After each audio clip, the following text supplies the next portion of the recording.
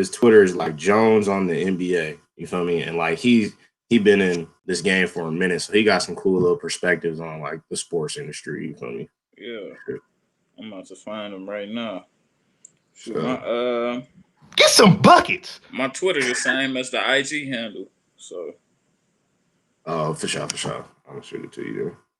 All I right, see y'all want to go ahead, get started and let Cotton just chime yeah, in. he texted the chat and said he'll be on in 5, so we can get it Yeah, rolling. All right, Mike's a hot about to start the countdown. Bet.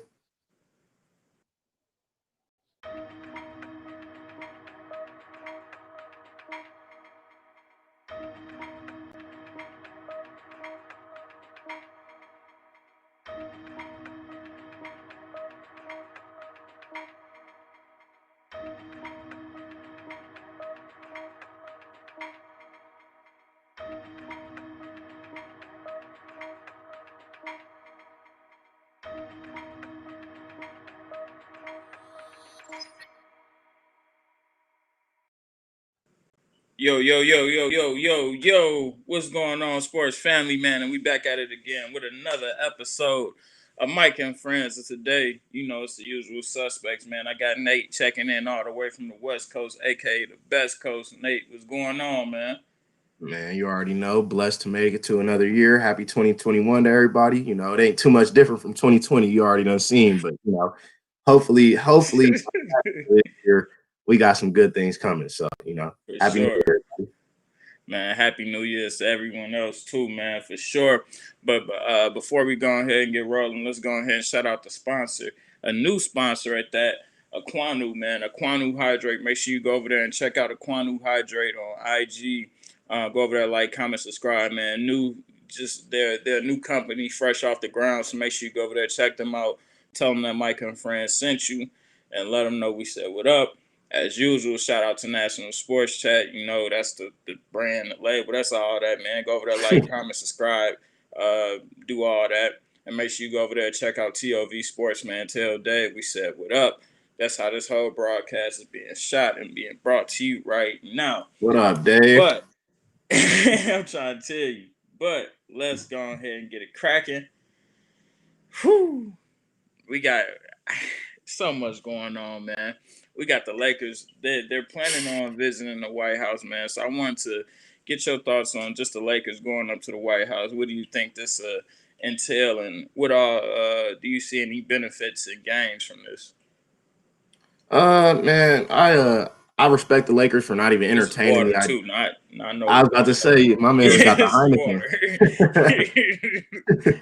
But no, I was so I'm glad they didn't even entertain the idea of going to the White House during Donald Trump's era, and I think it's good for them to start off on the right foot. LeBron was already on the campaign trail with Joe Biden to kind of start this off. He was also on the campaign trail with Hillary back in 2016. So, I mean, he's pretty well stated, very progressive guy, pretty democratic. And I think the team would kind of reflect that as well. All those guys, they're never silent when it comes to speaking on racial injustices or white supremacy or anything like that. So, I think it's good for them to kind of start on a new accord with a new president because with Donald Trump right now, the NBA has had some problems. He's often came at them on Twitter, whether it's Steph Curry, whether it's Steve Kerr, whether it's LeBron's, the NBA definitely didn't have the best standing with this current front office. So, I'm glad to see them starting on the right foot. Hopefully Joe Biden can, do some things to kind of progress a lot of those issues and not just be a face for everything to just remain, but, just start it off on the right foot and give them a chance. That's all we can do now. Absolutely. And I definitely want to salute the players for do this, and more importantly, the Lakers, because you could tell some LeBron really got behind, really head front. So definitely salute to him for doing that. I think this is a good move. You know, I mean, I don't really expect like just major change to come from it, but it's always good just having more black faces in that building, and just getting our voices heard and getting our points across, and just demanding what we need as a race, as a human race. You know what I'm saying? More importantly, but definitely, I think this would definitely be a good move. I would want to see how if it'll change, like in this presidency, with a lot of people coming to visit the White House, like because we had the Warriors who missed out on the trip. We had Though the Warriors haven't gone the past like 3 years because they first won in 2015, then they lost 2016. yeah. So they first year they got Obama, but 2016 and afterwards they've been Trump. So they haven't gone to the White House. I don't think any team has visited from the NBA has visited the White House since Trump's presidency. Yeah, for a minute. Then you got like even with the Lakers this past year, even though it was COVID, even if it wasn't COVID, I'm sure they wouldn't have stepped foot in there. You know what I'm saying? So yeah, I don't know, man. I definitely just, like I said, I don't expect massive like changes to happen with them visiting the White House, but I definitely salute the act by LeBron because you could tell this is something that he's the head of. And I think it's good just to have our voices and our faces just in that White House, you know what I'm saying, and being heard. But before we get into this next one, man, I guess we definitely got to shout out my boy Cott checking in all the way from the East Coast. Man, Maryland's own, what's up, family? PG's County's own, Howard's own, Georgetown's own. Man, we got my boy Jay Cott checking in, man. What's going on with it, family? Everything's great, man. Just blessed, man. Happy to be here, man. How y'all doing today? Man, we cooling, man. Living. I gotta get you in here on this first topic, man. With the Lakers visiting the White House, what do you expect to come from this? Do you think this is a good move? And yeah, just what do you expect to come from this, man? I think it's a power move on the Lakers' behalf, especially with the political, just everything going on right now, the current, vibe of the country. It's a power move, dog. Like it's definitely sending a message to Donald Trump, who will eventually be out of office when he makes the move. It's not a slap in the face, but like you all mentioned, that in itself is a unique opportunity, and it gets a lot of visibility, and it's just a way to continue to voice their opinion and what needs to be heard about the climate of America right now. It's a very trying time, unique times we've never seen before, in all honesty. So I feel like it's a major division, and we need to somehow come to just some cohesion, something we could just live amongst each other. We ain't got to be best friends, and we all know what LeBron and that Lakers organization, they on our side. You know what I'm saying? They speak that needs to be heard. So, and Pop said he was gonna go too. Yeah, I mean, I seen Popovich definitely. I forgot who reported it, but he definitely wanted to get in on the mix too and just see what was going on. So that's always a plus, when you got people with a different skin color than us, definitely fighting for the same thing, fighting for our freedoms and stuff like that. So definitely salute the Pop for that. It's kind of funny though, because like obviously you can't put racism aside, but besides, put racism aside for this one scenario. Why would a team have wanted to go visit Donald Trump in office anyway when he was feeding them McDonald's chicken nuggets? Right. Like I remember when he got the whole Clemson team, you feeding them chicken nuggets. So racism and policy aside, why would you even want to go to the White House to eat McDonald's chicken nuggets? So I mean, I don't think so. I mean, man, exactly. Like that's just degrading. And he's constantly disrespected the NBA, multiple professional sports leagues for just using their American civil rights speaking, for literally speaking speech, and just bring light to real issues that affect a lot of us out here. And I mean, just the fact that like I said, Donald Trump, he's a different type of guy. He's not too understanding. He's tough on his ways. So I mean, just the constant disrespect to the league, like you said, Nate. That's just come on, bro. That's courtesy. But also too, just salute to the league though for just because typically you definitely want the leader of the country that you're in to definitely be, you know, give you head nods and stuff like that, but they wasn't seeking the validation at all, and it was pretty much just like, hey man, you ain't riding with the right side of this. Is, you know what I'm saying? F you. So definitely salute to them for just standing firm and backing the players. You know what I'm saying? So, definitely. Absolutely with that. Do y'all think we'll see any more like protests or anything like what the players are doing, like just stopping the NBA and stuff like that for causes like this? I think we shouldn't see as much, especially for something so like what happened with the Capitol building last week, right? Obviously, that was a terrible event. You know, we should all take note of it, but that's white people, you know, violence against white people. That's white on white crime, as much as they like to coin the term black on black crime. You know, the NBA is like predominantly 80%. As much as they should be involved in political issues, that's not a certain issue that I feel like we should feel bad for. You feel me? As a country, we should look at something like that and be like, that's unacceptable. But like, you know, taking a knee in those exact instances, it shows you have an understanding of, you know, policy and what's going on in your country. But at the same time, we don't need to give reverence to the Capitol building being stormed by the president's supporters. You know, like that's what the president wanted. He demanded that to happen. So I think we still will see protests, but I hope that it's still more so toward the cause that the original protest was for, which was for equality for, you know, African Americans and like people of color in the country. And Nate, to your point, I'm confident that it will be. I mean, that fight never continues to stop, even regardless of what occurred with Trump supporters at the Capitol. I mean, that battle that you know, Black African Americans are fighting in this country doesn't stop regardless. So I know personally here at Georgetown, we've been taking a kneel before every game.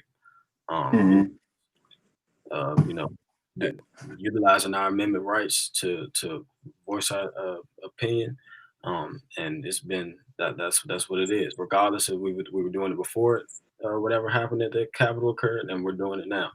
So I don't think that those two lines would be skewed. Well, to your point though, they need to be more consistent. So like they stopped taking the knee until the Capitol building thing kind of happened again, and like doing demonstrations. So that's kind of not a point of frustration, but it was just a little bit confusing to me because I thought, you know, the whole movement was supposed to be a permanent movement. To your point, like you guys haven't stopped, you guys continue. But since they've left the bubble, I mean, there's no more displays of the names, no more displays of the Black Lives Matter. I mean, like you said, we've seen a few, you know, instances like when they're taking a knee, but I kind of would wish it was a little bit more consistent. But also, you know, I'm not going to sit here and beg for them to be more consistent. They don't have to do anything. And I appreciate the players for, you know, because, you know, you got to go out on a limb and kind of go against your brand. All the brands in America don't want you to kneel. You feel me? They may not want their guy to kneel. So I give them props for that. But I am looking for a little bit more of a consistent effort, to your point, Kyle. I feel definitely like, and you know, and what you said, Nate, too, like you said, we can't, you know what I'm saying, we should just be happy that they're doing that. But, you know, as a consumer and as 80% that makes up their business, I mean, we have to be able to demand something, because without us, what? You know what I'm saying? Like, what's your business gonna do? And that's for the NFL, right? Not so much so as the MLB and, you know, MLS and stuff like that, but the things that are dominant in America, those two sports, hey man, and we making up a great majority of this. So if we send effort, then it's gonna be effort across the board. So definitely things should be, continue to be done and stuff like that. But I had a question for y'all real quick. Does John Calipari, does his son hoop? He's on the team. He a little practice. He on the roster. Okay, because I seen something on Twitter this week, and he was like, I guess they had took a knee or something like that, and he had tweeted a photo out of that, and everybody was like, I don't know where all these Kentucky fans came from. I don't know if they from the woods or something. They on there like, man, this is why I won't watch Kentucky basketball. Like, bro, going crazy. He had hit him with, hey man, if y'all feel like that, F you type. You know what I'm saying? I'm like, I don't know if his son assistant coach, is he hooping or what? I don't know. He a hooper, bro. Like him. It's crazy because like to that reaction. I think his name like Bradley or something like that. I understand. It's like the fans of these schools, do they not see who's representing them on the court? It's majority players. Like, how can you not like you like the players, but you don't like them like they're people? You know what I'm saying? God, Like, you real know, though. I don't get it. This is because this will get us into a real deeper conversation. It Yeah, just like kind of like a slave master mindset. It's Mhm. them niggas good as long as they doing this and doing this on the court, and they ain't, you know what I'm saying? They I don't want go to to see all school, that get other. the yeah, It's the y'all whole niggas shut up and good for dribble that. thing. Yeah, right, But it's like for anything else, it's like nah, they're not good. right. Fuck 'em. You know what I'm saying? So I don't know, man. It's like a slave master type mindset, man, and especially when you got these schools like that in the middle of America. Where's University of Kentucky in like Louis? Nah, it ain't in Yeah, right. Louisville. I don't Nah, know. it's not. It's Lexington. It's in Lexington, Lexington. Kentucky. You But know the what I'm crazy thing is, like, that's how you like those reactions from white men are the type of reactions we need if you really ally. You know what I'm saying? saying? Like, Yeah. if you watching this and if you're a white man and you get more upset with me saying that I support, another white man kneeling for the flag, then you probably have more issues at stake. Yeah. But those are the type of people we need to be allies, like who aren't, who aren't opposed to going against who they know and what they've always known to kind of make a difference. Like Calipari's son, growing up in Kentucky. He probably, I mean, if he played basketball, I'm sure he's around some black people, but his day to day, he's probably not, completely surrounded by African Americans. But for But him to be able to nah, just you be like, gotta take a think. stand, You gotta think he would pop. So he that's true. John Wall. He would Right. all of them. True. Like, He's on He the he's on he the got a team. different perspective. He on the Yeah. mob. yeah, And he grew yeah. up around the mob since he was young. You know, your parents, your household got a huge impact on how you come up. So For Right. sure. Calipari, he a real one. He not going, you know what I'm saying? So it only makes Mhm. sense. Like, I'm not surprised by the move at all. I mean, it's just Mhm. crazy, like you said, that all these, like, the hate is so real. Like, Man. Man. crazy. But you know what And I'm saying? that's for any institution. Like you'll see these people like, well, not I won't say any institution, but PWIs mostly, because you ain't gonna get none of that from HBCU, of course. But Hell you no. got these schools in the middle of America, and these North schools or Southern schools, or why they're doing this. Like Mississippi State football coach Mike Leach, very popular, you know what I'm saying, football coach, well known in the Northwest region. He coached up at Washington. He coached down and he's at Mississippi State now. He was at Texas Tech. Crabtree, y'all remember when Crabtree, Richard Sherman said at the Crabtree at the Super Bowl, like Yeah. that's who he coached. You know what I'm saying? And Yeah. he's on the record, good friend of Trump, all that. And he's saying racist stuff before the season start, and ain't nobody gonna check it. You know what I'm saying? He had dudes literally leave the program because it's like, man, F dude, bro. You know what I'm saying? He get the free will to say all this, fuck dude. Like Mhm. I ain't bowing down to no mentality. And it's like a lot of these kids, I feel bad for them because it's like, all right, if I don't go here, then where? You know what I'm saying? A lot of these, I ain't gonna say a lot of these kids, but some of these kids don't have options to go to another D1 school. You know what I'm saying? So I don't know, right? That's a whole another different conversation. We can get Man. into that Crazy. heavy on the Yeah. next podcast, Yeah, though, because because there's so that's much something just little we got to talk nuances about. in that. Right. Yeah. Right. But let's Your get over situation to is this. everything in this shit, man. What'd you say? I said your situation is everything in this shit, man. Yeah. No matter how much talent you have. So Yeah, that's a fact though. yeah. But let's roll over to the second one, man. We got Another Bill one. Belichick rejecting the presidential Medal of Freedom, man. I just wanted to talk about this just because it's cool, you know what I'm saying? But I definitely don't want that illusion to getting in the way of what's really real. You got Belichick rejecting it because of, what happened on the Capitol, which I'm for that. You know what I'm saying? I agree with that. And I'm not saying, like him and Trump been friends for a long time. Like I guess Trump was checking in with him when when Belichick's wife was going through cancer heavy. And I guess he been knowing Trump for about 20, 30 years. So I'm not saying you should unfriend a friend or anything like that, because he probably know a different side than we know. But still, even in the letter that he wrote, he was saying like, he had slanted media and all type of little different, just a little weirdo. Like he Yeah. was basically saying You he know was you proud really of his need to leadership and stuff like that. Like, bro, if you feel Mhm. like that, you should just took the award. You know what I'm saying? Don't try to razzle dazzle the public by just the headline. Bill Belichick rejects it. Nah, go take the award. Go take it. And I ain't gonna look at you no way, because I ain't gonna say you wrong because you've been knowing dude for 30 years. So that ain't none of my business. But still, don't say one thing, media portray something else, but in the letter you back saying some other shit. Like, come on, bro. It's time to say what you need to say and mean what you say. You feel me? So that's all my thoughts on that. Like, what y'all got some thoughts on that? Go ahead, Cot. Oh nah. So I mean, it's shaky, man. Like you said, I mean, they had a past relationship. I respected him not taking it. I mean, at least he recognized what happened at the Capitol was wrong and just, you know what I'm saying, completely un-American, anti-American as to what we actually stand on or claim to stand on. So I mean, at least he recognized it to that much. I'm not sure too much on him and Trump's relationship, past history.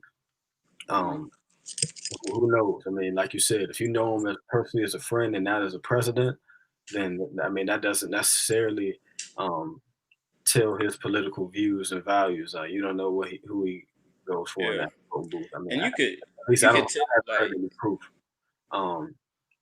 But I mean, like I said, ultimately, I mean, he did make a stand and rejected the award. So you got to appreciate that for what it is. for sure. Like, because right now, I mean, it just shows that I'm not happy with what's going on in the current climate of this country, and I mean that's all we could really ask for.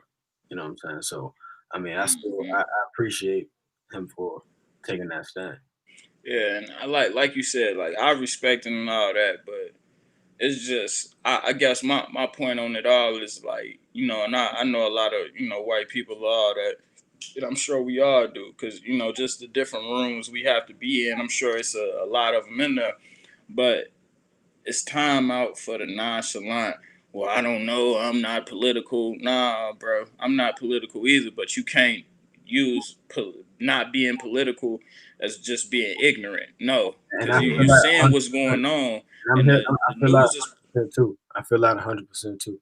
yeah, like the news is putting it out there. So now you can't be ignorant, because ignorant just means you're not knowing, which is nothing negative. It just means that you don't know. Like, I'm ignorant to things. Like, oh, I didn't know that. Now it's getting to a point to where it's just blatant stupidity and covert racism. You feel me? Like, if you still standing with somebody and stuff like that, it's like, come on, bro. We in a different time now. Everybody know everything just because of this. So you can't, you can't not seeing stuff, or I'm not a political guy. I don't try to. Jesus Christ, I get it. That's cool, but nah, bro. If you gotta stand on the right side, bro. You can't act like it's everything. Cause I didn't see it. I don't know. You know what I'm saying? But Nate, what you got? Man, I'm not giving him any credit for declining an award. I mean, it's not like you guys just said, it's not that difficult to look around at the climate right now, white or black, and see that you probably shouldn't accept a presidential Medal of Freedom, you know, considering he might get impeached. But, you know, even besides the point, I'm not going to give him credit for declining it, because, like, it would be different, say, if he asked for this award, or, you feel me, he was in the running for this award, then all of a sudden he just, you know, drops out the race. But nah, I mean, he declined the award that was offered to him. Like, it's not that difficult. You know, I don't think it's like I should be giving him a pat on the back, because he still, like you said in the letter, affiliates with Donald Trump.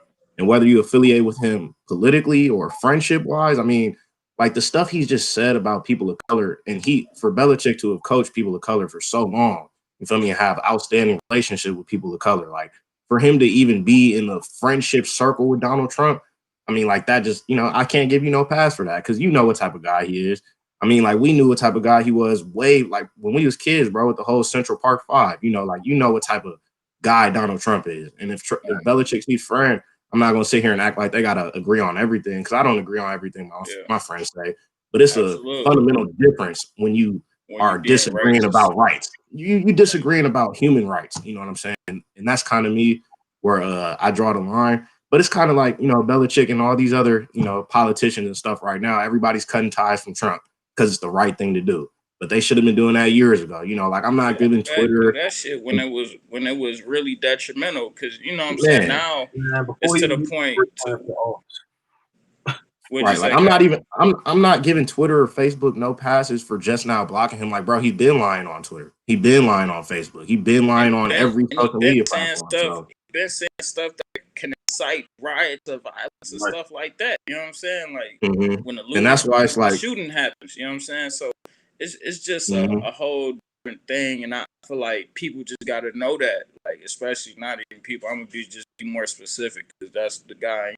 White people got to know that. Hey, it's time. You can't act like you don't see. You know what I'm saying? That's like me cool with y'all and like y'all doing something effed up, and I'm like, nah, man, I don't know that Man. side of them. I know this side of, you know, what I'm saying? Like even like You say can't for you instance can't act like you colorblind. R. Kelly, like I know this side of kills, but I don't know that side of kills. Right. No, Man. bro, no, Like you bro, can't act no. colorblind in this point in time, bro. Like you said, all the information is out there. So like it's hard for me to, congratulate Bill Belichick for declining this award. I'm glad he did because it would have been a really bad look had he accepted it.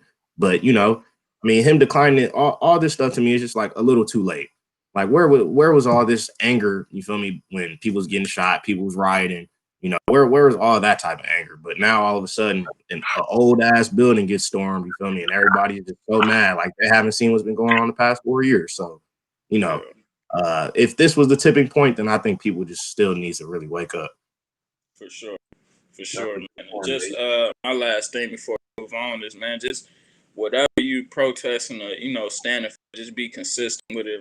Like you said, Nate, with the NBA, like how they kind of fell back because it was like, all right, we kind of into a new season, new things. Mhm. Nah, we gotta rep just as harder. Cause now that ain't nothing going on, we gotta rep just as hard until we can't just rep when something's going on. We gotta rep when it's Something not bad going on. happening. You know what I'm They gotta saying? be Yeah, So like they gotta be every day. Fact. yeah, like it's like exactly. No, It's the honestly, everyday thing, bro. no, honestly, I hadn't even noticed. I've been watching the league, but I've been catching mostly highlights, so I didn't even really mhm. Yeah, catching like beginning of games. And I mean, I know yeah. I know the NCAA level is still names and quotes on the back of jerseys, Yeah. equality. I know at Georgetown they gave like a list of 10 quotes that they could put on the back of their jerseys. So, hmm And Word. they do like little commercials every now and again. Like you know what I'm saying. You watch a game, you may get a little, well, just justice for all, justice right, for no, no, The no. names You are got to be gone though. direct with I The mean, it. names are gone. The Black Lives Matter is gone. Stuff like that is relative. And for the Yeah, most part, the kneeling was gone too until the past like 3 or 4 games. yeah. Just I keep will up with say it. what I did notice though, and to your point though, it did happen after an occurrence happened where Mhm. like it sparked the flame again. But the league did allow players to come out with multiple, just using their platforms to continue to For talk about sure. issues. So, I mean, but like you said, it has to be constant, it has to be consistent, and it has to not just be a fad, a trend. It has to be what it is until real justice and change happens. And that's not to say players aren't doing that, you feel me, in their respective Facts. communities. So, don't get me wrong. I'm not here sitting here saying that players aren't doing anything. Right. But just on the very visual level, on the very level of just us being a consumer and watching the games, like you said, You gotta Micah, see it. you know, a lot of that stuff is kind of gone. And you don't want to just always wait till something bad happens to put it in people's faces because that's how they Yeah. forget. So if you really want to make like a hmm fundamental change, that's got to be the stuff you're doing every day. And I'm not gonna say names on the back of the jersey the answer, but hmm you got to be doing something. Yeah. You got to make people live with, they got to live with this every day. So they know, Mhm. so it could just, I think it was a book or something or a quote or something I heard that you got to do something 7 times before it becomes a habit.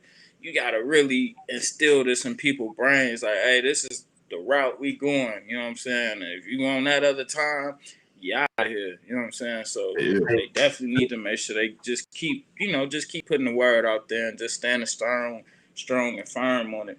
But one last point on this topic, for and sure, turn to a whole nother conversation we get on another day. But it's crazy, like when just this the occurrence what happened at the Capitol. It's like certain people they're ingrained. It's like nothing that even a protest. Like, are you sure?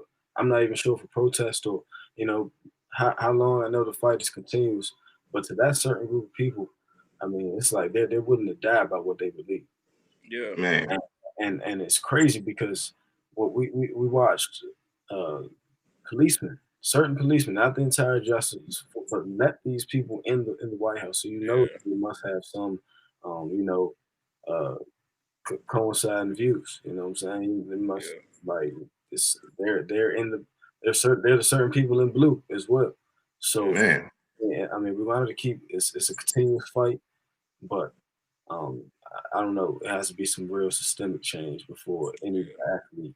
Um, And it just lets you know that we definitely living in in two different realities. In one country you got people that's out there on the Capitol that think, oh, this is what they're trying to shut us up. They're Right. trying to Mhm. kill us. Like, you know what I'm saying? They think they good. You feel me? But that just lets you know how much I don't know. It has to be something on social media. I get it. It's definitely freedom of speech, and I never want to censor anybody's freedom of speech. But people gotta, people that aren't privy to information or don't understand like how to research stuff and just go off what people say just because it's somebody. Like, nah, even with me, so even the fans out there, if I say some stats, nigga, go check them. You know what I'm Right. saying? Like, go But check people 'em. got to realize though, social Make sure media I'm ain't valid. And even if I'm lying, then tell me I'm lying, folks. Cause hey, go check them. That's all a social part of media ain't our even freedom research of from. speech though. Yeah, huh? You agree to terms and conditions every single time you log on to an app. Like the whole argument of like freedom of speech, it's Yeah, not true. Like Twitter, Instagram, Facebook, those are all private entities. That's and not your government trying to that's the shut you up thing. like that. You feel me? Like That, that's like me being in a classroom. I got accepted to a school. I shut up and they kick me out. You feel me? They're not mm-hmm, in my freedom of speech, but you got to mm-hmm, adhere to the terms and conditions. And you feel me? You can't put yeah, false information out there. and that's another thing. That's a whole another. Just people not knowing what a private company is. Like, hey, man, they have the rights to tell you, hey, this is. I don't want you on here, and it Facts. ain't nothing you can do about it. But right. Hmm. let's just go ahead and roll over, man. Let's get into this next one, man. We got the biggest surprises and disappointments of the season so far. And man, I'm gonna start it off with Cotton, man. What's some of the biggest surprises that you've been seeing these 10 games in, and what's some of the biggest like disappointments that you've seen these 10 games in? Man, well, I'm gonna start off with my disappointments. I Yeah. know on a couple shows ago, I came on. I was really heavy on the Russell Westbrook. Champions. Oh Lord. I know I may have made a quote even claiming they'd be top five. I was hyped. I can't lie. I can't lie. But I'm disappointed, man. I'm disappointed. Yeah. Russell I'm with you on that one. Russell Westbrook. My biggest issue with him, and people see the triple doubles. Oh man, he got a triple double first game, second game. He the only one. He breaking stats, records, all that BS, right? Because we getting the L's. You know what I'm saying? So I've noticed like he does rebound the ball well. He's just still erratic and he's inefficient with his jumper. I personally think if Russell Westbrook, like, I don't know whether it's a pride thing, he got to maintain his career average. He's still shooting it at a high clip when we have a guy, and it's crazy. The Wizards have actually played better when he hasn't played. Yesterday Yeah. they beat Phoenix. He didn't play. Number Um, one team in the West. Well, right. They He's a defense, but like they defense is terrible though. Like I can't put that all solely on Russ I'm, because like they defended at a much higher clip yesterday. he said you got I'm not putting it solely on Russ at all. I think True. and I think it has potential. I mean, we still got to take into account the circumstances of the season. Very short off season. Just got to the team. Hasn't even been with each other for a year yet. You know what I'm saying? It takes time, chemistry and cohesion. Especially when you got a guy like Brad, who's obviously proven to be an elite scorer. 60-point game, 40-point game this year. He's doing his thing. So that takes time, but like, you know what I'm saying? Just it hurts a little bit initially to see us go through those down spell. But I think we're trending up though. I mean, we got a couple wins. I really like the kid Neto. He stepped in. He's proven to be a solid player. Like he hits open He been in the shots. league for a little minute. Right, veteran. Mm-hmm. Smith. So I think Thomas Bryant went down with ACL injury. Hope he gets better, recovers fast. But it just gives more opportunity to a guy like Mo Wagner. We have a veteran in Robin Lopez. So I think it just takes time to gel. So I mean, that I was a little disappointed with how they started off. For surprises, man, I'm gonna have to go with uh, I'm gonna have to go with Charlotte Hornets. Ooh. I didn't know how the fit would work. I will say, respect to Gordon Hayward. He has been hooping. He's been solid. You know what I'm saying? Hey, we talked all that cash. He may be worth that Man, 40. that he was my surprise. I wasn't even gonna say the He Hornets. I may was gonna be say worth him. that 40. Yeah, he's hooping. I really like Melo. I think he's gonna be good. We're gonna touch on that later on in the show. Yeah. But I really like how he's his first impression. I think they deep, man. They got guards. They so guard heavy.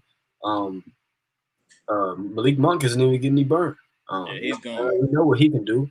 He's gone. But I feel like Miles Bridges is coming into his own. Facts.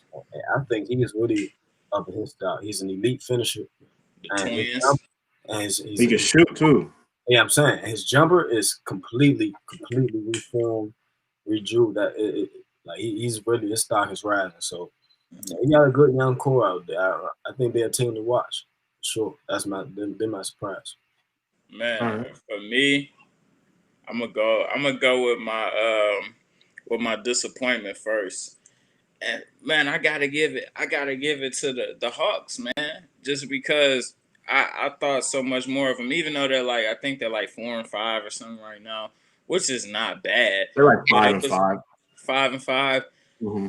It's not bad, but it's like, man, I had them being in, between like that 4 to 6 range, and it's like it's looking like it's not gonna happen. I think you got Bogdanovich who went down. Is he down for the season?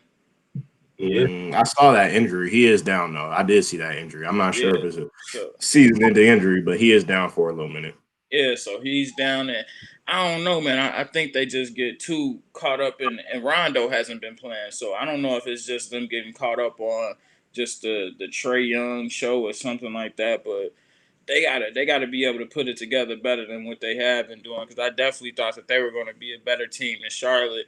When Charlotte came out and beat them, the other night. That's when Melo had that 22-point triple double. yeah. So, Hey, quick question.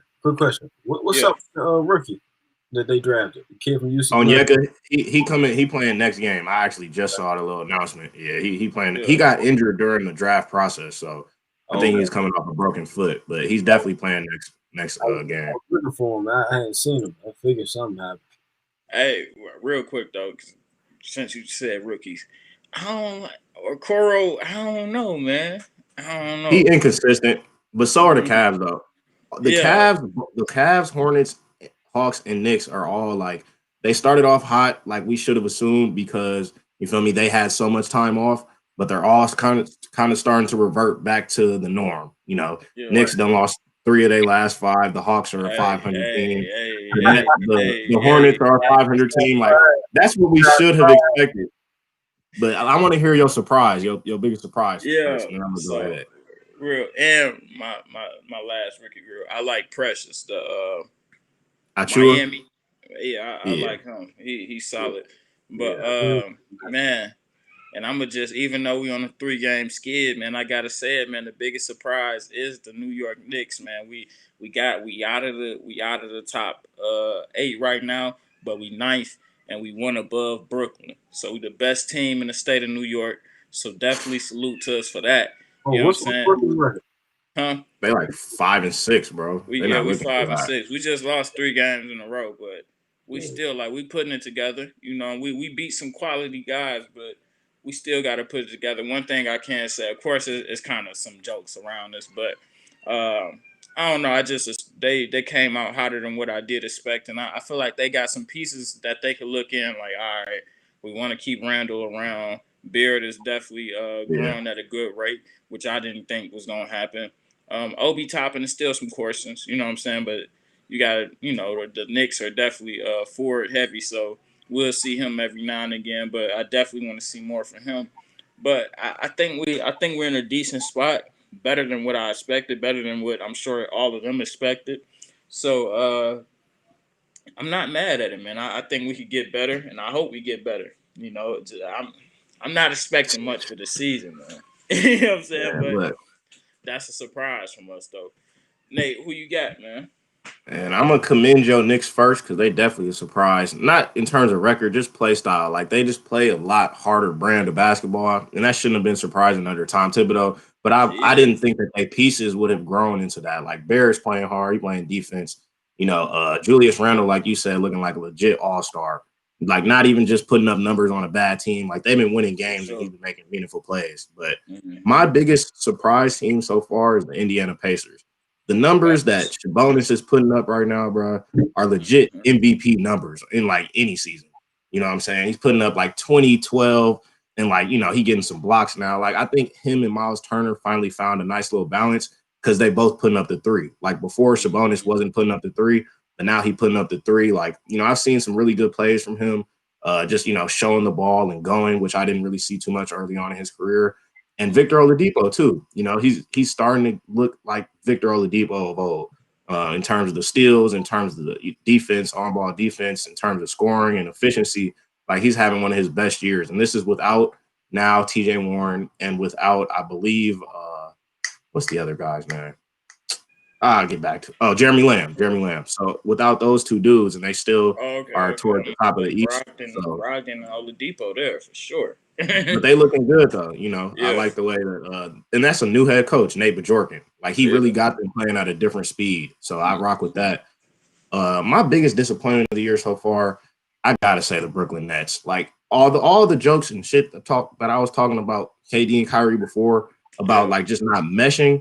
It's already starting to come into fruition. Not between them, but like Kyrie and the organization. Like I just read a report about like the organization is not pleased with how he's handling the communication and stuff. Like we're only 10 games in. Like if you are missing because of personal reasons, please just communicate. So then it won't be a story. Like these are the type of things I was talking about with Kyrie and the New York media beforehand. Like those are simple fixes that you can avoid just for your personal brand. Like communicate with the front office, let them know what you have going on. But like supposedly Steve Nash don't even have updates on him, and even before he got, even before he kind of left, KD had missed some games. So, I don't really count that against them. But when they were on the floor together, their defense was really, really bad. Like after those first two games they had, it's been awful. You know what I'm saying? Like awful. Like they let the Hawks put up 140 points. They still won that game, but the next game they lost, like they lost to some, I wouldn't say bad teams. Cause the Hornets are, they play hard and stuff, but they've lost to some average teams because they can't stop anybody. Similar problem with the Wizards. Like they really just can't stay in front of anybody. And I thought that was one of the problems we'd have with Steve Nash just because he's never been a defensive guy. Then they brought in D'Antoni, which we talked about, Amari Stoudemire. Like the way that they constructed everything, it just didn't lead me to believe it was like complete enough just yet. And I am kind of disappointed in just like, like Kyrie, just come on, bro. Just if you're not going to show up, just communicate. That's really all I'm asking for. And I think, a lot of fans are probably asking for it. I feel like it'll get better though, because it's so, you know what I'm saying? It's so young. It should get better. I ain't giving Kyrie no passes because communication is definitely key. But I think it's early, and I think we'll see a significant turnaround. And these guys are still learning how to play with each other and stuff like that. But I think they'll be decent. Like, you know what I'm saying? They'll probably be in that top 4, top 3 in the East. Defense got to come around though first though. Like I haven't seen enough defensively from them yet to like have huge faith. But like you said, it is very early, you feel me? But that's why, I have high expectations for them, or I had very high expectations for them. So far they haven't met them, but it's very, very early. So they got time, a lot of time. One last comment on this topic. I just want to talk from a general perspective. We have to remember like the circumstances of this year are very different. And it's a lot going on. You don't know what people have going on in their personal lives. I know personally we have restrictions up here, and like saying going home, we're not supposed to leave. We're not supposed to leave campus. You know what I mean? So, and I'm pretty sure it's the same way in the NBA. And these guys are grown, and they might think that like I heard he didn't make it to something because he went to a personal family party or something like that. But I mean, right now that's out of the means of which is the regulations. So I mean, I feel like they said he was good on that though. I think I read something earlier. They said he was good on that. Nah, not on his sister's party because he was maskless one, and it was a gathering of like 40 people. So he hasn't reported back. So like he did report himself out because of personal reasons at first. Now he's gonna have to do like a quarantine a COVID quarantine because he was in a situation of too many people. So right. I mean yeah, that's a little that's what it is. that's just leadership, and that's Right. what it kind of boils down to, though, for Right. Kyrie. Just leadership type act things. Like, this is not me ragging on anything Kyrie does for the community, or that's not what we talking about. We talking about straight basketball. Yeah, I'm not like even talking about being available is a big competitive advantage. Like, if you're gonna put yourself out and then jeopardize you being out another week or so, like that's just not smart leadership. Very true. I was just going to say, like, I saw a GM. I read an article. They were saying that this is the season of really putting an asterisk on, not last year's bubble. Yeah. Because Jason Tatum just got COVID. And, like just traveling in general, for these teams, it's still a risk. You're still more at risk. Especially, how susceptible you are to catching this virus. So, I mean, it's going to be tough, and I feel like we may have to see the league revert to a bubble later on in the season for the playoffs. You never know. You just Next brought topic. brought us into our next topic, man. Do you think the league will impose a bubble? You know what I'm saying? You could keep going, Kat. Yeah. So to that point, I think that we initially, if too many of the league stars, and I think the stars are really really key. If they're getting it, then I think that because let's be real, that's what the fans tune in to see. I know I get disappointed even when guys are taking, uh, load management games. Like I'm not as interested in the game if the main guys aren't there. So that's what it's always been. I think that if that continues to happen, Jason Tatum getting it isn't a good sign. Kyrie having to be quarantined. You know what I'm saying? It's just it may get to that. Now the vaccine is a positive. The fact that it's on the way. It's here actually, but I think that we'll be seeing major sports leagues getting it very soon, so that could prohibit the bubble. But if that's not the case, then I can see it being a very realistic option. Yeah, me too. I definitely think that Adam Silver is definitely gonna do whatever he can in his power to make sure it doesn't get to that point. Just because you don't want to continue to have these teams continue to miss out on arena money and stuff like that, and you want the fans to get as involved as they can. But I'm sure if things continue to get worse, then I'm sure they would probably try to go to the vaccine as a first resort. Like, hey, you gotta have a vaccine before if you're on a team and if you're a fan and want to come to the game, you gotta have a vaccine or something like that.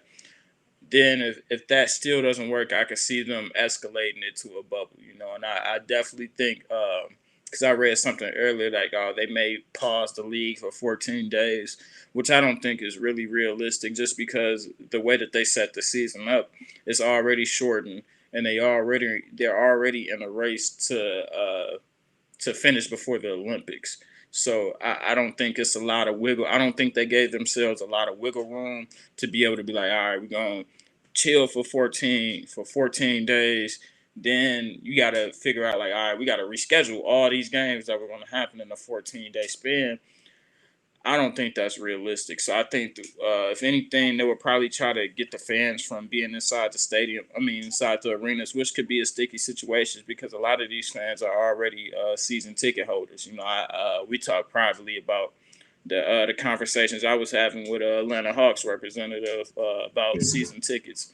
But all of those fans at those games are season ticket holders. You know what I'm saying? So it's going to be hard to really be like, all right, we're going to refund you or prorate, refund you a prorated amount of this. And people ain't trying to hear that. So I think they're going to have to think of a solution and they're going to have to think of something fast, which I think they're capable of doing because they showed us this whole time. They led the way last year in sports. So I'm sure that they would be able to come up with something. I'm sure Adam Silver has something brewing. Nate, what you got? Well, they actually increased like the COVID protocols like either this morning or yesterday. So like you're not supposed to be really leaving your house at all except now for essential travel, which it kind of was already, but now they're trying to be a little bit more strict on it. They sent on a memo today, but I halfway agree with you guys, halfway don't. In the essence that I think the bubble should be something that comes along for the playoffs, like you guys mentioned a little bit before, because you don't want to have any type of flare up of COVID within the players during playoffs, especially because you can miss a whole series. So I think the playoffs, you got to do a bubble. And I think Adam Silver kind of, the NBA kind of saw this coming. And that's why they didn't do the second half of the season schedule yet. Because, they got to figure out how many games they postpone, how many games they might just end up having to cancel in general. So, that's kind of the reason they never released the second half of the schedule. But I just think the NBA, is taking its time to kind of figure it out. Like we saw with MLB, like we saw with football, they were really, really struggling early on in the first few weeks of the season. And then, they kind of started to figure out like the players are going to just start realizing it's kind of more of an accountability thing. Not to say you can't get COVID, just being at your house, depending on who you live with, but you got to hold players accountable. Like if you want to win a championship, being available is a good thing, so, are you willing to do what it takes in terms of staying at home? Do you have the situation to stay at home, which is not something I mentioned, say you have kids that you want to travel and go see, or family sick, those are unforeseen circumstances, but I don't think that they should go back into a bubble just yet. You got to give them a little time to figure it out because I was very critical on baseball early on and football. But, as the season progressed, you still see challenges with it, like with the Browns, their head coach wasn't available. Stuff like that is just going to happen. Like COVID is a new norm. So people are going to get COVID, unfortunately. It sucks. But like Kai said, as long as it's not the stars. So if the stars are being diligent and, hopefully not contracting COVID or, going to strip clubs or whatever, and not breaking the rules. If you get COVID from somebody else in the league, it happens. That type of stuff is going to happen and they plan for it. But, if the stars start getting it at an alarming rate, then like Kai said, that won't be a good thing. But I think we got to give them like at least another 2 weeks to kind of see what their plan is now that there's been like a flare up and then see how they'll progress. Man, I think Harden been had the vaccine, man. Man, you know what I'm saying? I don't know if delivery. I'm factual on that, but I think he been had that joint. He gave it to him in some hards. He said what? They slipped it to him. Man, little baby gave it to him with his 4PF chain. For sure, I mean, he was like, "Take this shot, bro. We turned up all summer." I think he been had that joint, man. But man, we gonna get into this next topic, man. I'm gonna let Nate lead the way with this. Do you think Curry is the best point guard ever? Look, right now, in our lifetimes, I'm gonna go ahead and say yes, like wholeheartedly. I just don't, see any other point guard with the resume that Steph has and just the impact that he has on the game. You feel me? Whether it's, the quick 3-point shots, the distance on the 3-point shots, the efficiency he hits them at, and like the gravity that he makes. I've seen teams right now guard him with 3 people. You feel me? Like that really doesn't happen often, especially to somebody who's like 6'3", bro. Like you might triple team a center if he's really dogging you, but we talking about somebody who's 6'3" shooter. You know what I'm saying? Like that type of stuff, revolutionary. So in our generation, I'll say yes. Ever, I'm going to go ahead and say no because Magic Johnson, to me, is the best point guard ever. I mean, in his 12 years in the NBA, he went to 9 finals, won 5 of them, and got 3 finals MVPs. You feel me? Had he not gotten HIV, which obviously at the time, people didn't know a lot about, we could be saying Magic got 7, 8 rings. You know what I'm saying? Like he came in as a rookie finals MVP as he just came from winning a college championship. You feel me?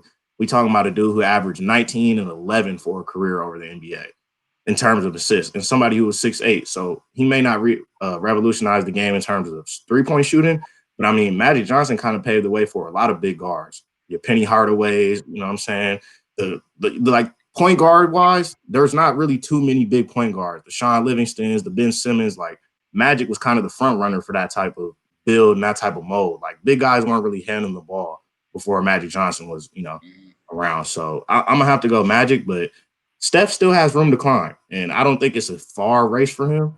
I mean, he only 31, 32, but right now I probably got to put him at number 2. You got championships, he got MVPs, he got all-star appearances. Those are kind of what I look for in terms of all-time rankings.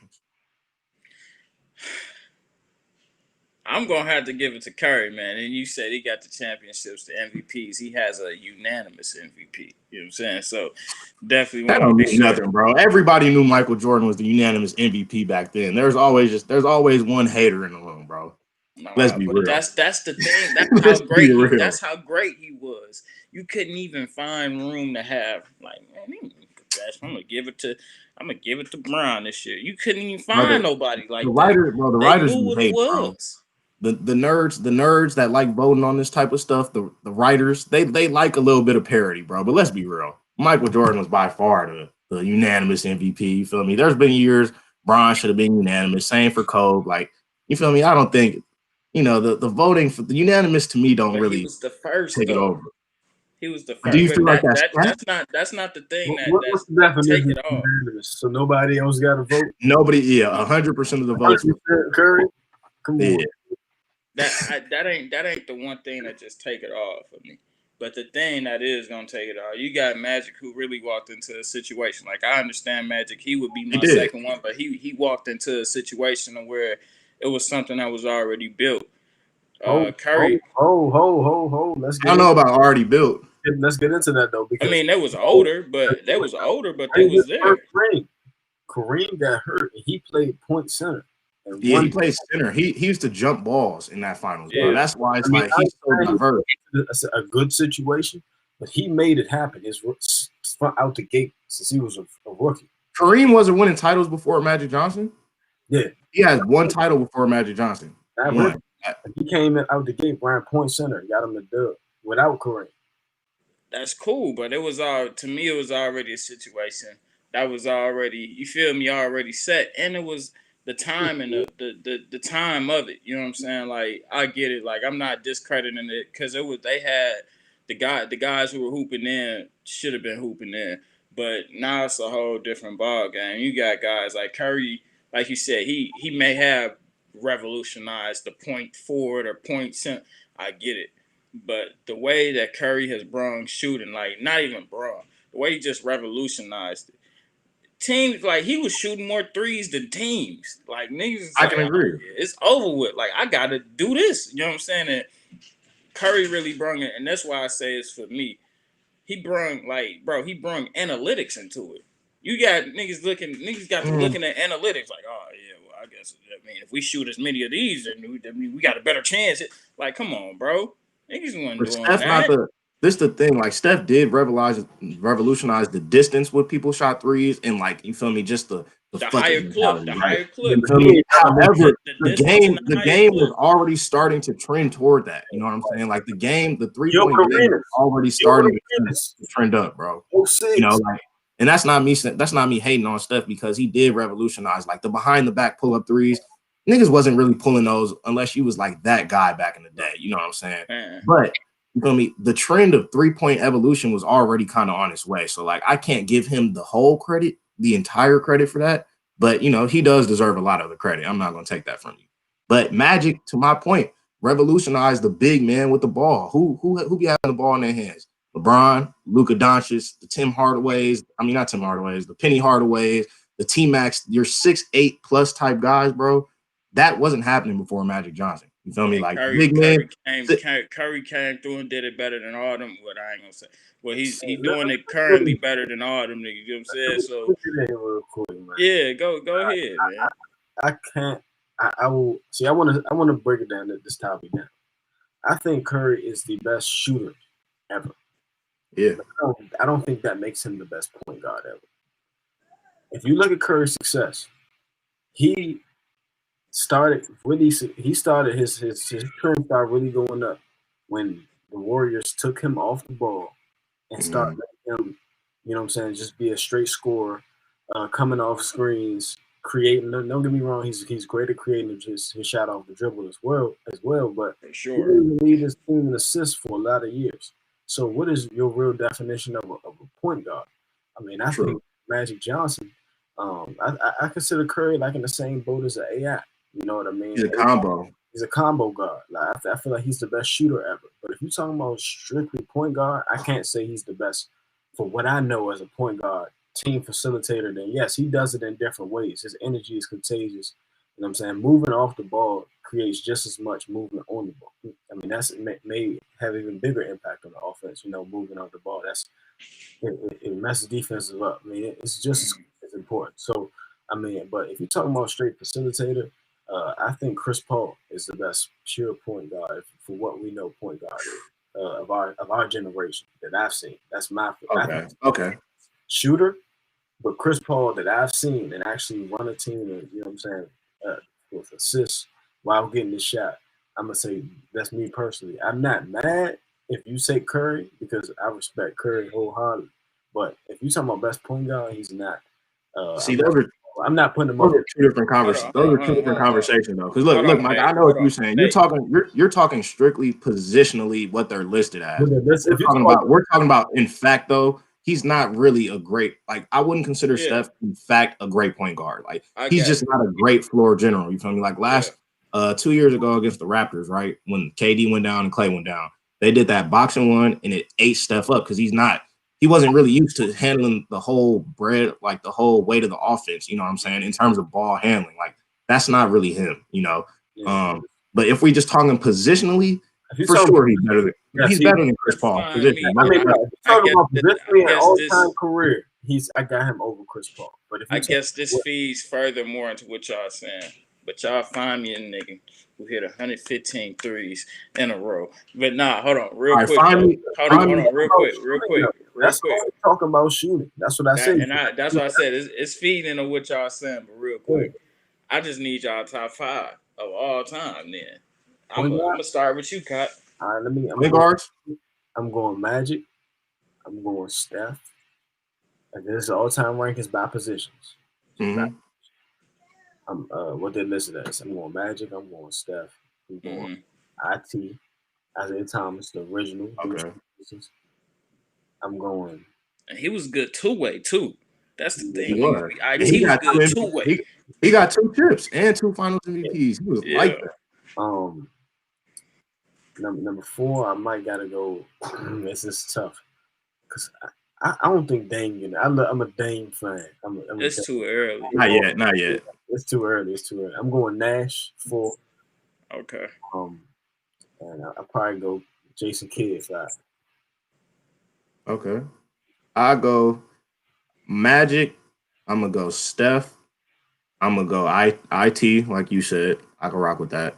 Then 4, I'm gonna go John Stockton. You feel me? If we just considering everybody, obviously, I'd probably go John Stockton because honestly, bro, I be watching Karl Malone highlights. He didn't really do too much that was impressing me. That nigga John Stockton put his ass in all the spots. Yeah, you're like the mailman, man. Bro, what? The mailman was eating off John Stockton. You feel me? Like, I mean, he second leading scorer all time, bro. That nigga dropped 27 and 13. Like, I know he did.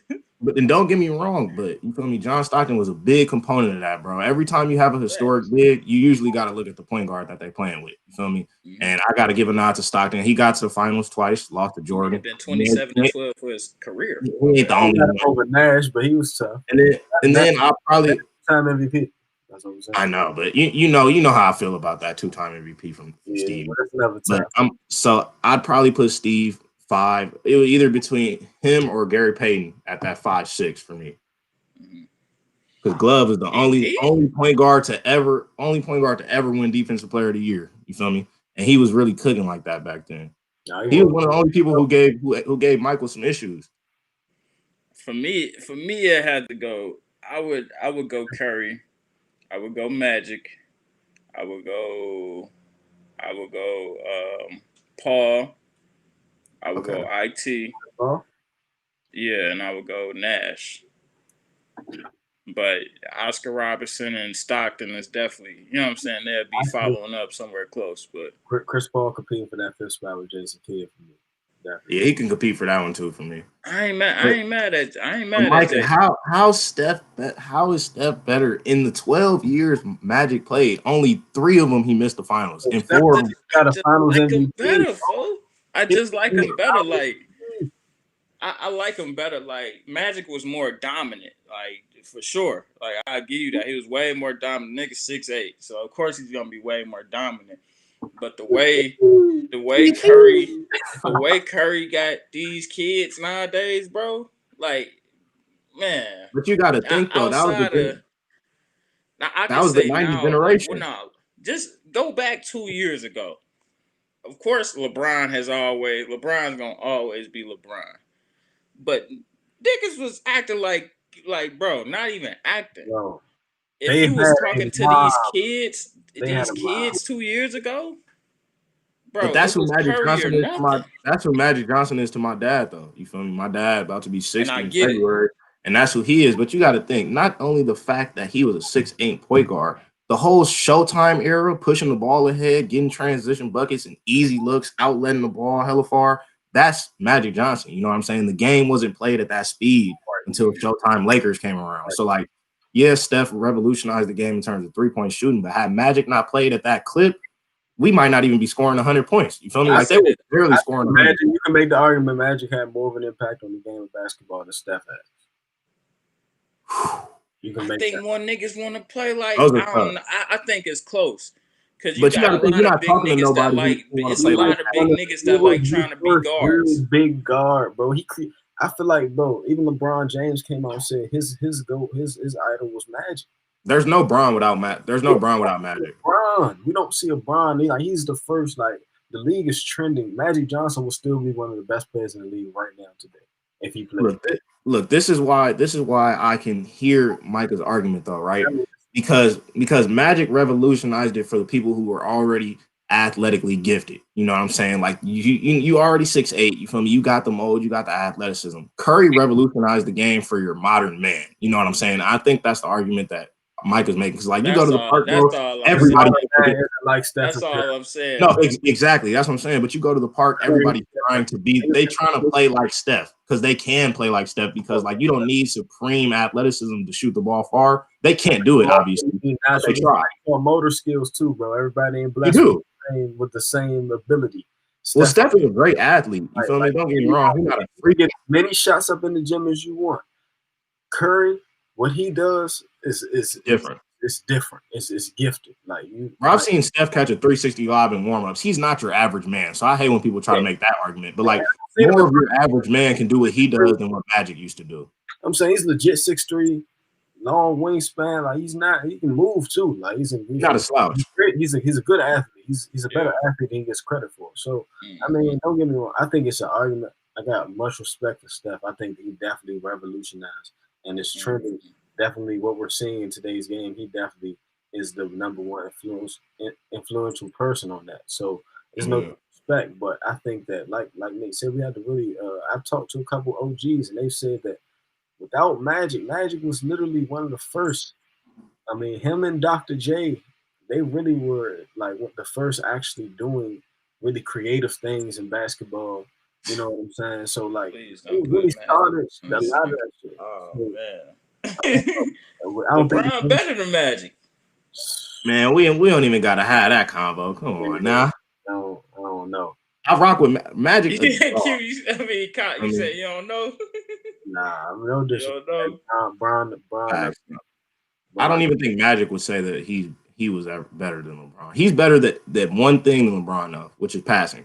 His passing and the fact that Bron is a great passer says a lot, bro. Because Magic was doing passes that made no sense, bro. I'm talking full court bounce passes to Kareem. You know what I'm saying? People weren't doing that back then, bro. Yeah, too much. People weren't doing that back then. No, but you said full court passes to who? Kareem. It could be James Worthy. It could have been anybody. What's your point though? Like, I just want to hear it. You feel me? The one that played with, you know what I'm saying? Like, the one that played with KD and Clay. Curry wasn't passing, nigga. He's shooting. That's why he's not the best point guard. But nah, though, man. I feel y'all points. I get it. I'm just a little biased, man. I like Curry a lot, man, and I think I just liked him just because I found him early at Davidson. Like, I found him early. And me and my brother used to always tune in, and my brother said then, like, man, he pretty much damn near one of the best shooters, and I ain't see it, but yeah, he that. But let's get into this last one, man. The only attribute I can give to LeBron with Magic is his passing ability. I don't know. But let's get to this next one, man. Is LaMelo better than Lonzo, man? We seen him go head to head. We seen. I ain't gonna say it because I don't want my opinions to sway off thoughts. But we seen the head to head. We seen the new youngest player to ever have a triple double. I think it was like, who was it? How old? 19 and like 240 days old or something Nah, like like that. 157 days. Like it was Mm. still early. Like he's still early on the like 19 type tip. You know what I'm saying? So I need to get y'all thoughts on this. Do y'all think LaMelo is a better basketball player than Lonzo right now? And if he's not right now, do you think he can be? Can I go get mine on You this? got it.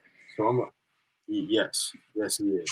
I called this, like you said, you found Steph back when he was at Davidson. We've been watching Lord LaMelo since he was 14 years old. I've been called he was going to be the best one.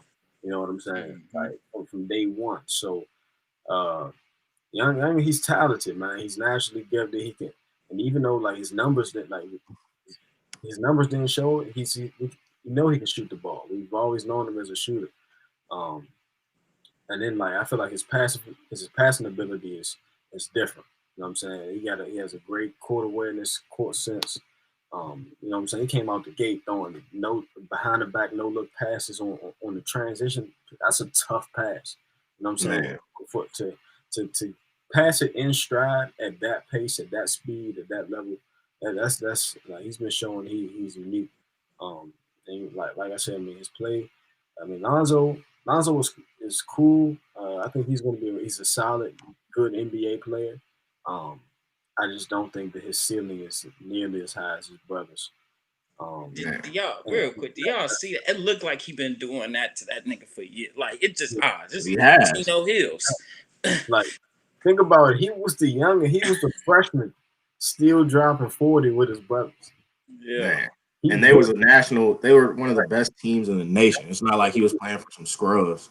Right. He was getting off every game as a freshman. Mm-hmm. So I mean, young and he's definitely talented. Man. I like his you know what I'm saying, his confidence.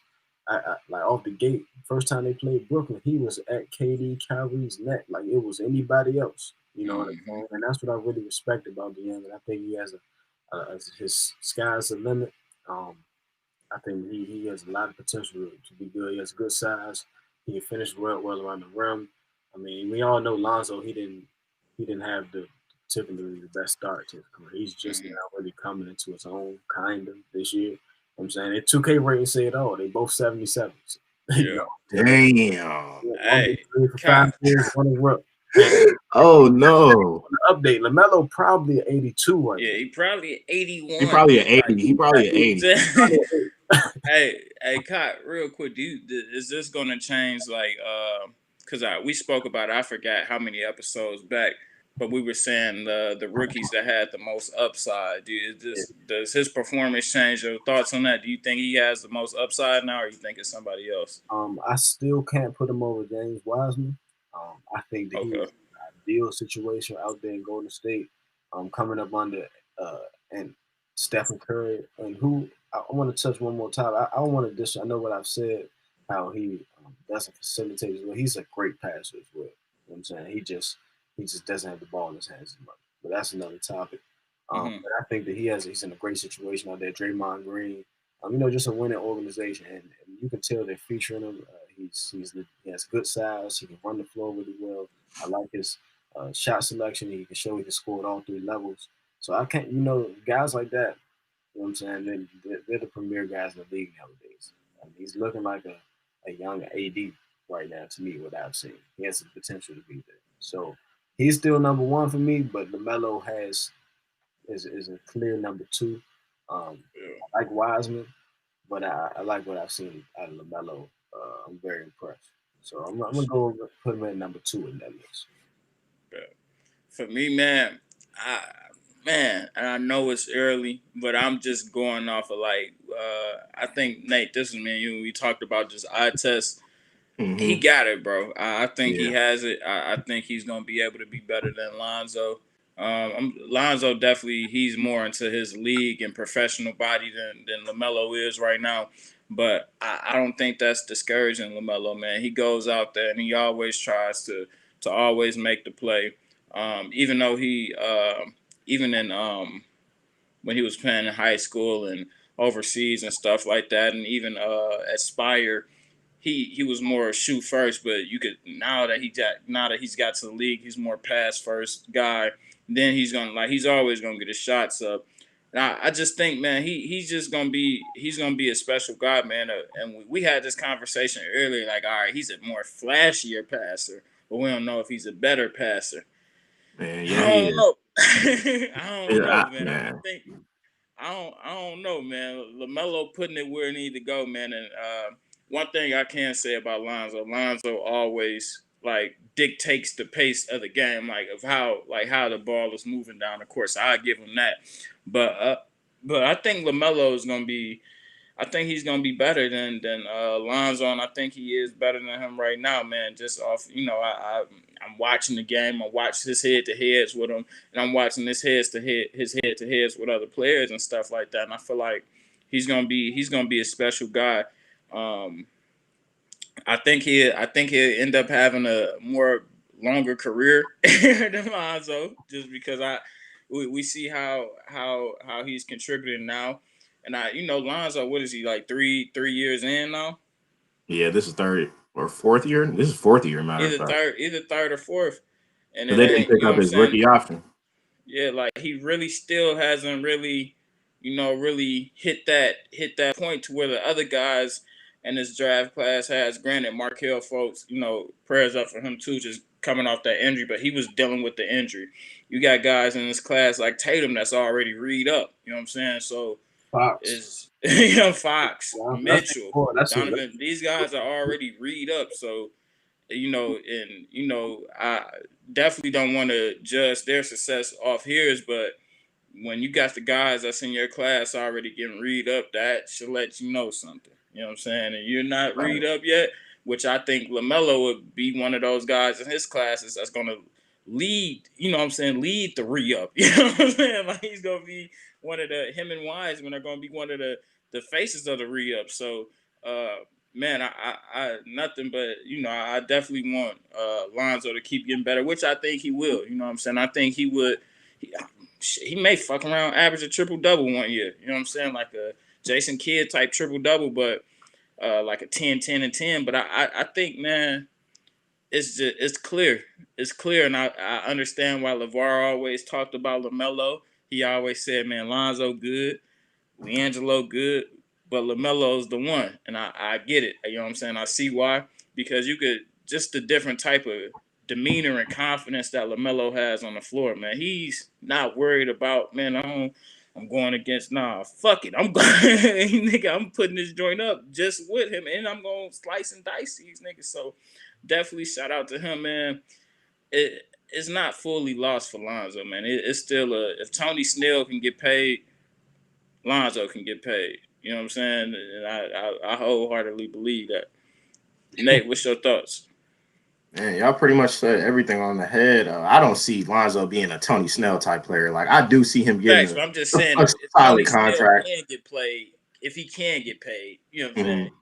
But like yes, and yes. LaMelo is better than Lonzo. Will LaMelo be better than Lonzo? Yes. You know what I'm saying? It's all yes. Like just the eye test. I think Lonzo does have a similar skill set, but LaMelo just, it's crispier. Like it's just much more developed. Like you can tell that him playing overseas in the pro game really helped him out. Similar to kind of how it helped Luka out. You playing against a grown man earlier. And it's like LaMelo kind of came in and is already acclimated to, making winning plays. Like I didn't see that from Lonzo early on in his career with the Lakers. He's just a young developing player, which is really what you can ask for. But LaMelo is win ready right now. He could have been plugged on any team, and I think made them better just because he could lead a second unit and he could lead a first unit from what I've seen so far. The Hornets got some good young talent down there, which is helping him out. He's playing behind some guards who are veterans. Like Devontae, not a vet in the league yet, but 4 years in college, you feel me? He had to scrap his way up. Terry Rozier, been in the league for a minute, playing behind Gordon Hayward, you feel me? Like they have a nice mix of veterans on that team that can really help him acclimate. And when Lonzo got to the Lakers, you feel me? It was B.I., it was Josh Hart, it was Kuzma. Like that was a group of kids. Like they weren't ready for that LA spotlight. And I'm glad LaMelo did get drafted by the Hornets because he's not so much into that media spotlight. And the Hornets have drafted well, but the swag is there. The jumper looks better than Lonzo's. His handle just looks more fluid. Like, it's really no I mean, I don't see Lonzo ever being better than him at this point. I still like what I've seen from Anthony Edwards. I'm not ready to just, give up on my pick just yet. 10 games in, I think he's shown some flashes of really being able to score and defend so far. But, LaMelo is a ball handler. So at the end of the day, if the ball's in his hands, he's going to have the ability to make a play. So out of this draft class, he'll probably be the most impactful player. I just, like we just talked about, Steph and Magic, he's 6'8" and can shoot and run the floor and makes flashy passes. Not to sit here to say he's the perfect mix of the two, but he has elements from the old school game and being able to really direct the offense. And then he got the pull up, like, I'm going to get buckets type of offense too. Like we've seen that already. And like the jumper definitely doesn't look as broken as it was before. Like it looks pretty clean to me. So, I'm pretty all in on LaMelo. I'm rooting for the, West Coast kid. I'm not down on Lonzo. I think he can add some really good value to like a championship team at some point. But numbers wise, I think LaMelo will be the clear favorite. Real quick, Nate, because you said something that I'm like, well, damn, dumbass, that's a big point. You know what I'm saying? Do you think Charlotte, like just LaMelo being in Charlotte, has something to do with his success early as well? Being I don't know, probably 2,000-3,000 miles away from his family, you know what I'm saying, on the other part of the United States. Do you have that? Do you think that's a part of his success as well? Well, he had to grow up a little quicker. My bad, Kyle. Let me finish this real quick. But he had to grow up a little quicker. And I think it's kind of similar, like what I just mentioned with Luka. Like the game is just so much different. Like the college game and professional game, it's a big gap in between. You could just tell kind of when the college players out, they kind of a little bit of starstruck. But like Melo, he was running a professional offense in Australia. You feel me? It may not have been with the best talent and league type players, but you've running similar offenses. And it kind of goes to help out people like the G League, like the Jalen Greens and the Jonathan Kumingas. Like, you don't have to do the traditional college route to become a really good player in the NBA. Mm-hmm. Kyle, it looked like you was gonna say something on that. Yeah, I was about to just say, just the relative relationship, well, the different circumstances between getting drafted by LA and Lonzo and by Charlotte for Melo. I definitely think that it is to Melo's advantage. Like you said, Nate, you made a great point saying how they weren't ready for that LA spotlight. That's big. Man, forget they were kids. they were literally kids, and he made a great point saying how LaMelo, he has a couple vets around him. It's not as big of a market. So all even though he's the number 2 pick, or no, actually number 3 pick. So I mean, I feel like the spotlight was there, but it was nowhere near like it was for Lonzo. Lonzo, you got to think, that was when LeVar had his coming out party when Lonzo was coming up through the ranks. So it was a lot more on. I think Lonzo took a lot of heat and prepared LaMelo for this situation even more. Seeing his older brother do it. So I think that ultimately, regardless of situation, I think Melo is the all-around better player. But to that point, I like Nate said, I think that Lonzo could be a really good player in this league and could be really. I'm saying he's 6'6", 6'7". He has size. He's fast, athletic, and even though I don't think he's a better passer than LaMelo, I think he's a hell of a passer. Like you said, exactly. And he's a floor general, and I think he's in a great situation with finishers around him and Brandon Ingram and Zion Williamson. So I think they have a really nice young core down there. So I think Lonzo will have a good career, but LaMelo's looking like he's about to have a superstar career, like you said. So I mean, it's very possible. So that's no knock. Shout out to LeVar and Ball brothers. They doing anything. Yeah, and one thing too, it's nothing out there in Charlotte, but Jordan, Bojangles Chicken, and Cookout. I don't know if y'all had Cookout up Cookout there. slap. Yeah, so it's nothing out there. Yeah, it's nothing out there. Slapping. Oh yeah, for sure. It ain't nothing out there but that. They still think Cam Newton that guy out there, but for real. But nah, man, I don't have nothing else. Y'all got anything else before we get out of here? Oh man. With y'all boys. Facts, man. Appreciate y'all checking in, man. Again, like I said, Happy New Year's, Happy Christmas, Merry Kwanzaa. Oh, I said Merry Kwanzaa, Merry Christmas, Happy Kwanzaa, Happy Hanukkah, all that. You know what I'm saying? Appreciate y'all for tuning in and checking in with us always. The fans, man, like I said, appreciate y'all for tuning in and checking with us. Other than that, make sure you go over there, National Sports Chat. Make sure you like, comment, subscribe, follow, tell us what's up. Go over there to Micah and Friends on IG. Like and comment on the post over there. Follow, tell us what's up. Follow us personally. You know what I'm saying? You see our IG handles on the screen. Make sure you go over there. Follow TOV Sports, man. This whole production is being shot by Dave. So make sure you go over there and tell Dave we said what up. Also, go over there and check out the AQUANO water, man. Like I said, AQUANO Hydrate. Go over there, check them out. Go over there, follow them on IG. And also, man, I mean, that's pretty much it, man. We in here and we out of here. We checking in. We gonna be back at it again next week, man. I know we took some time off, but we was just getting, making sure Holiday everything was season. lined up. Family was in town, all that. So, man, we about to keep it going and get back consistent with y'all, man. And we checking in and we checking out Mike and Friends podcast. Yes, sir. Yes, sir. Yes, sir. Here is something you can't understand. How I just keep killing, man. I'm from the South Rim, spinning like ceiling fans. Gambling with life, no complaining about the dealer hand. Back when niggas used to ride around the Dipset. Now these cops will shoot you on your live. That's a killer.